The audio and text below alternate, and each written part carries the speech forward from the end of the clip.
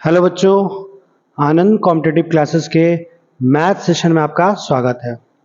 जैसा कि हम लोग पिछले सेशन में देख रहे थे, अलजेब्रा का समझने के लिए जो हम लोग बेसिक चैप्टर पढ़ते हैं सर्ट्स एंड इंडाइसेस, मतलब घातांक और करनी, तो उसी में हम लोग देख रहे थे टाइप 5 को। और टाइप 5 में क्या था? सिंप्लीफिकेशन बेस्ड क्वेश्चन था। और सिंप्लीफिकेशन में किस तरह का? तो रैशनलाइजेशन जिस तरह से करते हैं हम लोग, तो रैशनलाइजेशन बेस्ड में ही क्वेश्चन था। क्या था प्रश्न में? प्रश्न इस तरह से रहेगा जिसमें हमको क्या करना पड़ेगा? अंकों का रैशनलाइजेशन करना पड़ेगा। और ये जो प्रश्न है ना, वो आपका बहुत ही ज्यादा इंपॉर्टेंट है। किस एग्जामिनेशन के लिए? तो आपका एसएससी के लिए। एसएससी में यह सवाल जो है वो भर भर कर पूछता है, बहुत ही ज्यादा, और बहुत ही आसान है। देखो इसमें करना क्या होता है ना, कि आप नीचे वाले अंक को आप सेलेक्ट करोगे, देखोगे कि नीचे में जो अंक है वो क्या है? तो कंसेक्यूटिव नंबर है। कंसेक्यूटिव का मतलब क्या? कि √2 का स्क्वायर करोगे तो कितना होगा? 2 होगा, और 1 का स्क्वायर करोगे तो कितना? 1। तो दोनों का डिफरेंस क्या होगा? ऑलवेज 1 होगा। यहां भी करोगे तो √3 का स्क्वायर कितना? 3, और √2 का स्क्वायर 2, तो यहां भी डिफरेंस कितना? 1 का होगा। तो जब कभी भी दो अंकों के वर्ग करने के बाद एक दूसरे से जब उसको घटाते हैं तो उसका डिफरेंस एक आ जाए, तो ऐसे को हम बोलते हैं क्या? Consecutive number. ठीक है, लगातार संख्याएं। तो जब कभी भी ऐसा रहेगा तो इसका जब कभी भी हम रैशनलाइजेशन करेंगे तो क्या होता है कि केवल बीच का चिन्ह बदल जाता है। या आप ऐसे समझ सकते हो कि जैसे ही हम इसका रैशनलाइजेशन करेंगे √2 + 1 का, तो आप जानते हो ना कि ऊपर में चिन्ह बदल कर गुना होता है और नीचे में भी क्या होगा? चिन्ह बदल के वही चीज रहेगा। तो ये देखो a + b है, तो बोलोगे हाँ सर है। और ये अंक क्या है? तो ये अंक आपका कितना है? तो ये अंक a - b है ना। तो आप जानते हो कि a² - b², यहां ये क्या बन जाएगा? a² - b²। और a² - b² जब करेंगे तो इसका मतलब क्या होता है कि दोनों के अंकों का डिफरेंस। ठीक है, डिफरेंस यानी आप सोचो कि इसके वर्ग और इसके वर्ग का डिफरेंस कितना? 1 होता है। तो हम लोग इसीलिए क्या करते हैं कि जैसे ही रैशनलाइजेशन करते हैं तो ऊपर में तो इसका चिन्ह बदल कर लिखते हैं कितना? √2 - 1, और नीचे में इसका स्क्वायर और इसके स्क्वायर का डिफरेंस कितना होगा? 1। तो यहां पर आप ये बात सीख लो कि जब कभी भी कंसेक्यूटिव नंबर का रैशनलाइजेशन करेंगे तो ऑलवेज दोनों के स्क्वायर का डिफरेंस कितना होगा? 1 होगा। तो नीचे में 1 लिखे या ना लिखे फर्क नहीं होगा। उसी प्रकार इस टर्म का जब करेंगे तो क्या होगा? √3 - √2, इसका कितना होगा?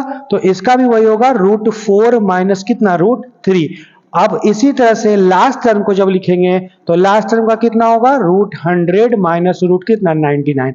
अब एक चीज का ध्यान रखना, ऐसे प्रश्नों में ना हम लोग जनरली क्या करते हैं, शुरू के केवल 2 टर्म को लिखते हैं और फिर अंतिम के 1 टर्म को लिखते हैं, क्योंकि यहीं से पकड़ा जाता है कि किस पैटर्न को यह फॉलो करके एक दूसरे से घट रहा है। आप देखोगे कि इसमें ये अगर फर्स्ट टर्म था और ये अगर मान लो सेकंड टर्म था, तो आप देखोगे ना कि इन दोनों में कोई ना कोई अंक घट जाएगा, और जो पैटर्न ये फॉलो करेगा वही पैटर्न अंत तक चलेगा। तो कैसे? तो देखो, पहला का पहला टर्म और दूसरा का दूसरा टर्म एक दूसरे से क्या हो रहा है? घट रहा है।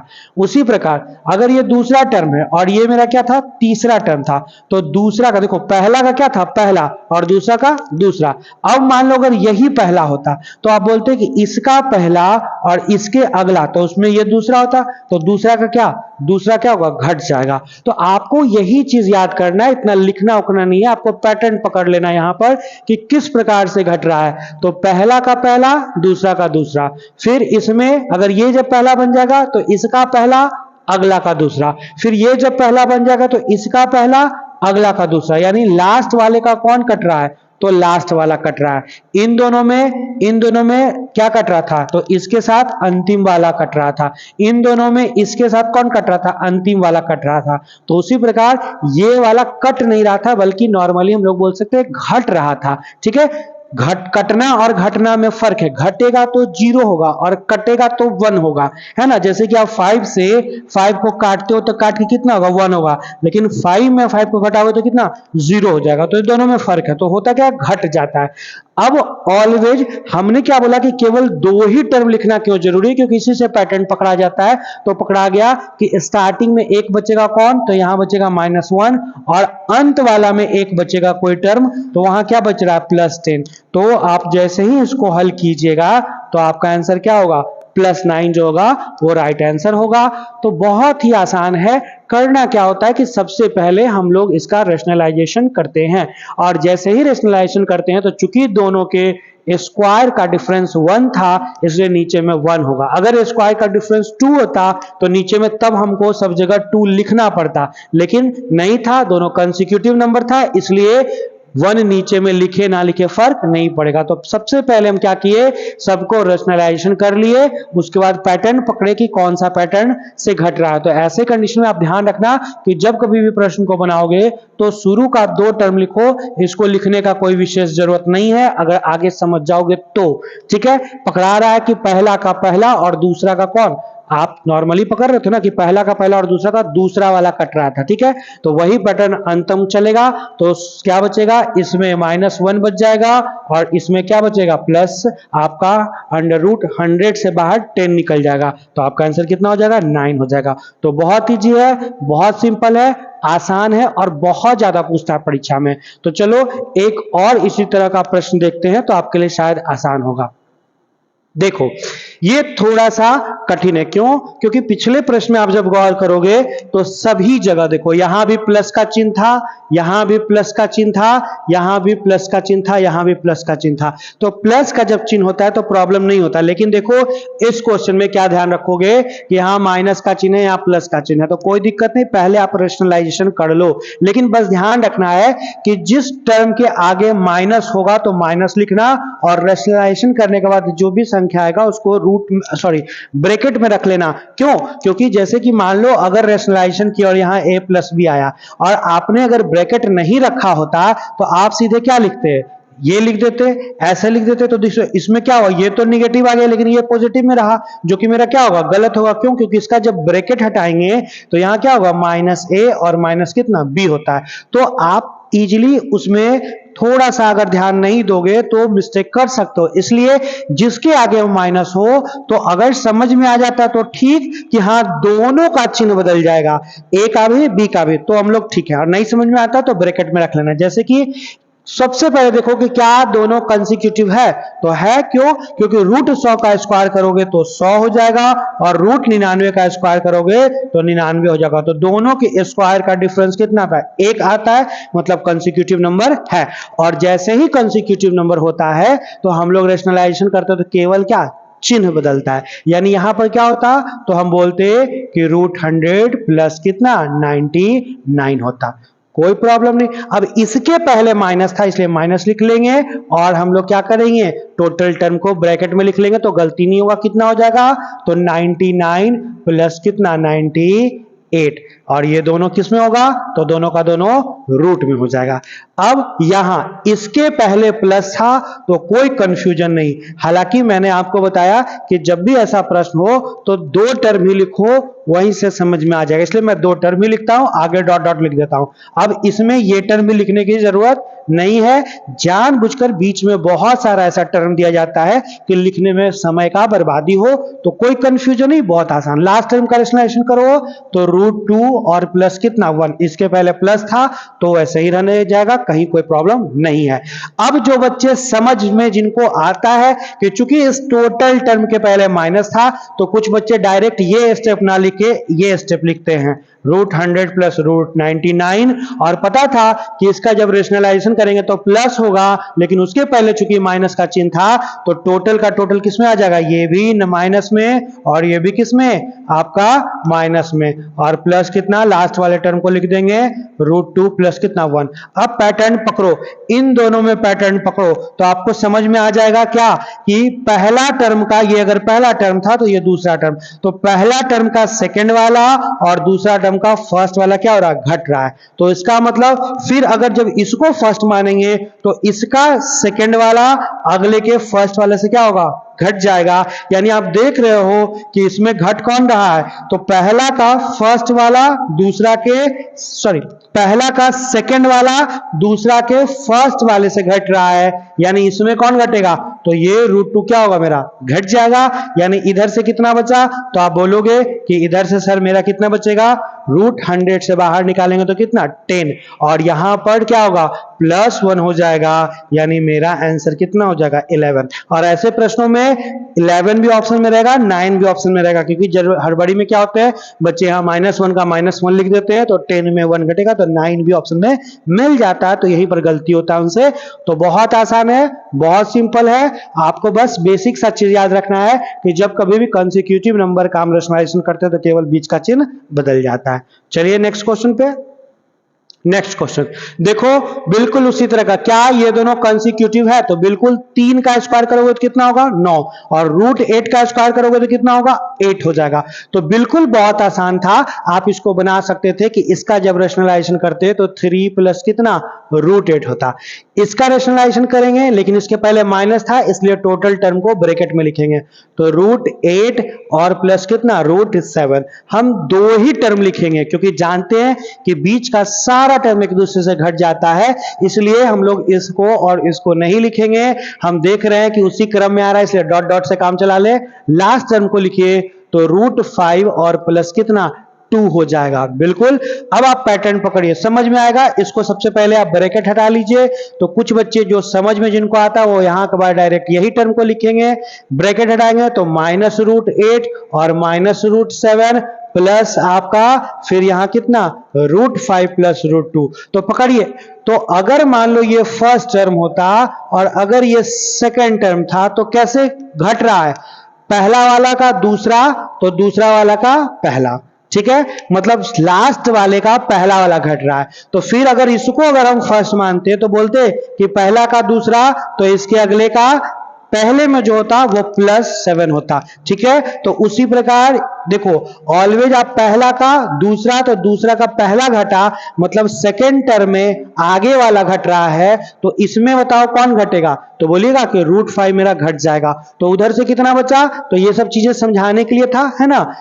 तो आपका इधर से कितना बचा 3 बचा, और लास्ट में कितना बच रहा है, तो लास्ट में बहुत आसानी से आप बोल सकते हो कि लास्ट में कितना 2 बच रहा है, यानी मेरा आंसर कितना 5 हो जाएगा। तो बहुत आसान, बहुत सिंपल, हम इजीली इसको बना सकते थे। चलिए नेक्स्ट क्वेश्चन पे।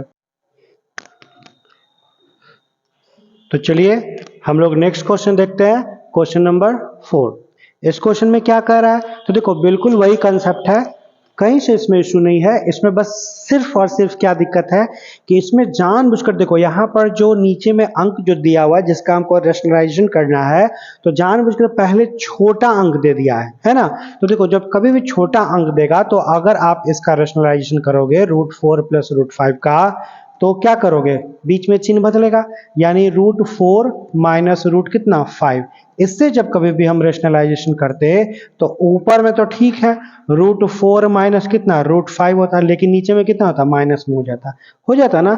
तो यहाँ पर क्या होगा, क्यों, क्योंकि ये देखो a प्लस बी है और ये मेरा a माइनस बी है, तो आप जैसे ही a का स्क्वायर करोगे तो √4 का स्क्वायर 4 और √5 का स्क्वायर 5 हो जाएगा, तो यहाँ पर क्या होगा निगेटिव में आ जाएगा, है ना। तो ऐसे में हम लोग क्या करेंगे कि थोड़ा सा बुद्धि अप्लाई करेंगे अपने मन से। देखो, आप जानते हो कि कहीं पर अगर a प्लस बी लिखा हुआ है, ठीक है, a प्लस बी, तो क्या अगर हम b प्लस a लिख दें तो कोई फर्क पड़ेगा, तो बोलिएगा नहीं सर नहीं पड़ेगा। क्यों, क्योंकि कहीं पर अगर 3 + 2 है तो इसका भी ऐड यानी सम कितना 5 आएगा, और अगर आप 2 + 3 कर दो तो इसका भी सम कितना 5। तो क्वेश्चन में जानबूझकर पहले छोटा मान दिया हुआ रहेगा, आप क्या करना बड़ा कर देना। उससे फायदा क्या होगा कि आप जैसे ही शुरू वाले अंक को अगर आगे में आप बड़ा अंक ले आओगे, जैसे यहाँ पर ये 3 का, तो हम मान लो कि 3 का 3 हम रहने देते हैं, ठीक है, इसमें कोई विशेष इशू नहीं है, 3 का 3 रहने देते। लेकिन यहाँ पर अगर हम √5 को पहले ले आते तो होता क्या, एक फायदा होता मेरे लिए। क्यों, क्योंकि इसका जब आप रेशनलाइजेशन करोगे, आप इसका सोचो कि जब इसका आप रेशनलाइजेशन करोगे ना, तो होगा क्या कि √5 माइनस √4 होगा, तो 5 में जब 5 में जब 4 घट जाएगा तो +1 नीचे में बचेगा, और ऐसे क्या हो रहा था -1 बच रहा था, यानी चिन्ह क्या होता था बदल जाता था। तो थोड़ा सा समझने वाला चीज क्या है कि जब कभी भी आगे छोटा अंक रहे तो आप देखो क्या करोगे, नॉर्मली आप आगे बड़ा अंक कर दोगे। क्यों, क्योंकि इसका जब रेशनलाइजेशन करेंगे तो √5 माइनस कितना √4 होगा, और नीचे में मेरा कितना +1 होगा, तो नीचे में +1 लिखो या ना लिखो कोई फर्क नहीं पड़ेगा। लेकिन अगर नीचे में -1 होता तो चिन्ह बदल जाता तो हमको प्रॉब्लम होता। तो इसीलिए हम लोग क्या करते हैं कि जब कभी भी आप यहाँ पर ध्यान रखें कि अगर आगे में छोटा अंक हो तो पहले बड़ा अंक को लिखते हैं। उसी प्रकार यहाँ पर क्या लिखते हैं, यहाँ पर लिखते हैं 1/√6 और प्लस कितना और √5। अब देखो ये लिखना नहीं है, इस चीज का भी ध्यान रखो क्योंकि आपको वक्त बचाना है। तो लिखना नहीं है, आप ये चीजों को अपने मन में दिमाग रखोगे। जानते हो कि तीसरे और चौथे टर्म को तो हम लिखते ही नहीं थे, तो आपके दिमाग में सीधे यहाँ के बाद क्या होना चाहिए था कि 3 तो पहले था तो वो लिख दिए, और दिमाग में चलना चाहिए था कि इसमें √5 को आगे कर लेंगे, ये पीछे चला जाएगा। तो रेशनलाइजेशन करने के बाद √5 - √4 हो जाता। इसका रेशनलाइजेशन कैसे करते, √6 आगे जब आ जाता तो √6 - कितना 5 हो जाता। और इसके बाद हम लोग डॉट डॉट लिख लेंगे क्योंकि जानते हैं बिल्कुल उसी तरह से एक एक बढ़ते चला जा रहा है। लास्ट टर्म में हम लोग क्या करेंगे, √9 को आगे कर लेंगे। तो √9 को आप जैसे ही आगे कीजिएगा तो √9 - कितना 8 हो जाएगा। अब देखो आप समझ सकते हो कि अगर ये पहला टर्म है तो पहला टर्म का पहला और अगला टर्म का दूसरा एक दूसरे से घट जाता है क्योंकि ये +√5 - √5। उसी प्रकार आप जानते हो कि इसमें तो अब ये बच जाएगा, सेकंड वाले में क्या होगा, दूसरा का पहला इसके अगले के दूसरे से घट जाएगा, यानी लास्ट वाला में कौन घटेगा, तो -√8 घट जाएगा। पैटर्न पकड़ लिए, बचेगा क्या, ऑलवेज फर्स्ट टर्म में कुछ अंक और ऑलवेज लास्ट टर्म में कुछ अंक। तो यहाँ पे 3 था, ये तो 3 आएगा ही, यहाँ से कितना -2 आ जाएगा और यहाँ से कितना आ जाएगा तो +3 आ जाएगा। तो मेरा आंसर कितना हो जाएगा, 4 मेरा क्या होगा आंसर हो जाएगा। तो बहुत सिंपल था, बहुत आसान था, हमें इसमें कहीं से कोई प्रॉब्लम नहीं होता, हम इजीली इसको बना सकते थे, है ना। तो आप लोग ध्यान रखना, बस करना क्या है कि शुरू में अपने मन से बड़ा अंक को लिख लेना। कब, जब नीचे में आपका प्लस वगैरह में रहे तो बड़ा अंक लिख लेते हैं क्योंकि बड़ा से ही छोटा घटता है। तो इजीली आप बना सकते हो। तो हम लोग चलते हैं नेक्स्ट क्वेश्चन पे। नेक्स्ट क्वेश्चन इसी तरह का है। देखो यहाँ भी जानबूझकर पहला अंक छोटा लिख दिया गया, तो आप इसको, और इसी तरह का एग्जाम में पूछता है क्योंकि बच्चे क्या होते हैं कि माइनस में कैलकुलेट करने लगते हैं तो वक्त ज्यादा लग जाता है। तो आप अपने मन से √4 को आगे कर लेना, तो √4 - कितना √3 हो जाएगा। यहाँ क्या होगा तो √5 - कितना √4 हो जाएगा। तीसरे टर्म को लिखेंगे ही नहीं, हम लोग आगे डॉट डॉट से काम चला लेंगे और लास्ट टर्म में √9 - कितना √8 हो जाएगा। अब आप पैटर्न पकड़ो, समझ में आ रहा है कि पहला का पहला अगला का लास्ट वाला, फिर इसमें अगर ये मानेंगे फर्स्ट तो इसका फर्स्ट अगला का लास्ट वाला, यानी इसमें कौन लास्ट वाला -√8 क्या होगा घट जाएगा। अब यहाँ क्या बचा -√3 बचा और यहाँ क्या बचा, तो यहाँ देखो आपका कितना बचेगा +3 बचेगा। अब लिखने का तरीका क्या है, पहले प्लस वाले को लिखते हैं, तो +3 - √3 ये मेरा क्या होगा तो आंसर हो जाएगा। इसमें कहीं से कोई दिक्कत और इशू नहीं है, आप इजीली इसको बना सकते हैं, है ना।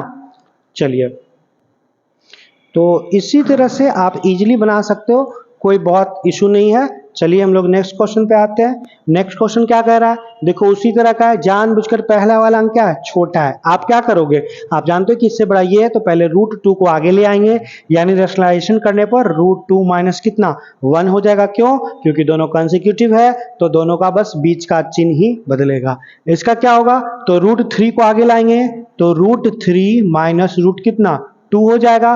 तीसरे टर्म को हम लिखेंगे ही नहीं क्योंकि जानते हैं कि वक्त का बर्बादी होगा, क्योंकि वो बाद में घट ही जाना है।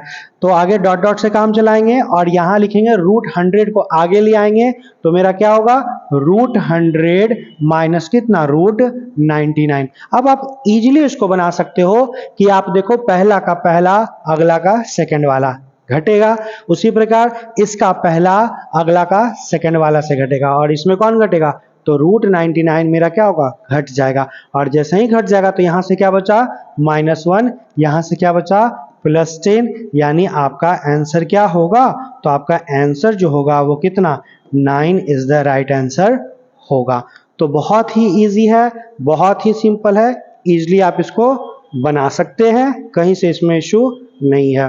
तो चलिए नेक्स्ट सवाल है क्वेश्चन नंबर 7, उसी तरह का है, इसमें भी √3 को हम आगे ले आएंगे तो रेशनलाइजेशन करने पे √3 - √2, इसका जब कीजिएगा तो क्या होगा तो √4 को आगे ले आएंगे तो √4 - √3, तीसरे टर्म को हम लिखेंगे ही नहीं क्योंकि लगातार है 3 4 और 4 5 लगातार है तो नहीं लिखेंगे, डॉट डॉट से काम चला लेते हैं। लास्ट टर्म में √6 को आगे ले आएंगे तो क्या होगा √6 माइनस √5। अब आप इजीली हल कर सकते हो, पहला टर्म का पहला, अगले का लास्ट वाला, यानी इसमें फिर ये इसके अगले का लास्ट वाला, यानी इसमें √5 मेरा क्या होगा घट जाएगा, यानी यहां से माइनस √2 बचा और वहां से √6 बचा। इसको आप लोग लिख सकते थे किस तरीके से, तो √6 को आप आगे ले आओ, है ना, और माइनस √2 को पीछे ले आएंगे। हम चाहते तो इसमें से और भी तोड़ सकते थे, ये डिपेंड करता ऑप्शन की इतना दिया हुआ है।